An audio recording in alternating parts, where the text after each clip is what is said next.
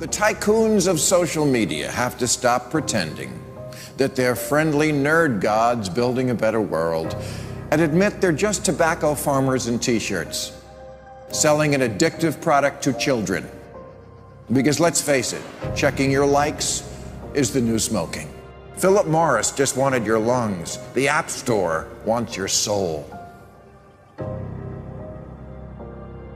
There are 2 billion people, more than 2 billion people on Facebook. That's more than the number, it's about the number of notional followers of Christianity. People check their phones 150 times a day, the millennial sort of audience. And so if you think about it, from the moment you wake up, it's like you're jacked in to this environment. And thoughts start streaming into your head, designed by a few technology companies. What we find is the typical person checks their phone every 15 minutes or less, and half of the time they check their phone, there's no alert, no notification. It's coming from inside their head telling them, gee, I haven't checked in Facebook in a while. I haven't checked on this Twitter feed for a while. I wonder if somebody commented on my Instagram post. That then generates cortisol, and it starts to make you anxious, and eventually your goal is to get rid of that anxiety, so you check in. And apparently we feel stressed when we can't get our phone or when our battery is about to die. You probably know this feeling. And a research done in Australia among 3,000 people under the age of 30 found that 9 out of every 10 admit to feel this anxiety while having his battery dying. Steve Jobs revolutionized the entire world with the iPhone, and he never let his children use it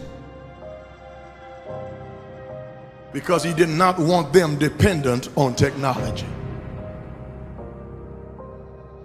Right now, an infant is getting their first laptop that's soft and squishy and makes noise. Right now, a child is being born online and being favorited and retweeted. The hypergenerational segregation of our time is bizarre, unhealthy, and historically unprecedented.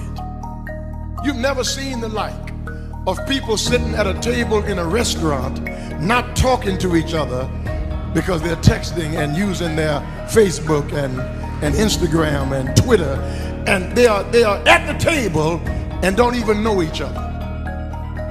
In the house and can't even talk to each other. And the pressure that's on us to be like everybody else is so great that everybody tries to live like they're in a reality show. As a culture, we don't have enough in common anymore. And that's because the internet, which was supposed to unite the world, has become too adept at serving us personalized content. Do you know what I saw on Yahoo's front page this morning? No, you don't, because mine isn't the same as yours. People get news feeds now that just spit back customized stories based on what we've clicked on in the past. We are great consumers, but poor producers. We will buy what we can't afford with money that we don't have to impress people we don't even know, trying to be like everybody else. Get off of Facebook and put your face in a book. Right now, a teenager is photoshopping their selfie because as a society, we're telling them they're not good enough. Right now, influencers encourage narcissism without knowing the breadth and depth of their impact on their audiences. Right now, 40,000 spectators are in an Olympic football arena watching a competitive esports competition because this is this generation's football match. There's always this narrative that technology is neutral and it's up to us to choose how we use it. This is just not true. Technology is not neutral. It's not neutral. They want you to use it in particular ways and for long periods of time because that's how they make their money. You don't realize it, but you are being programmed. It was unintentional, but now you got to decide how much you're willing to give up, how much of your intellectual independence. If you feed the beast, that beast will destroy you. If you push back on it, we have a chance to control it and rein it in. And it is a point in time where people need to hard break from some of these tools and the things that you rely on. The short-term dopamine-driven feedback loops that we have created are destroying how society works. No civil discourse, no cooperation, misinformation, mistruth.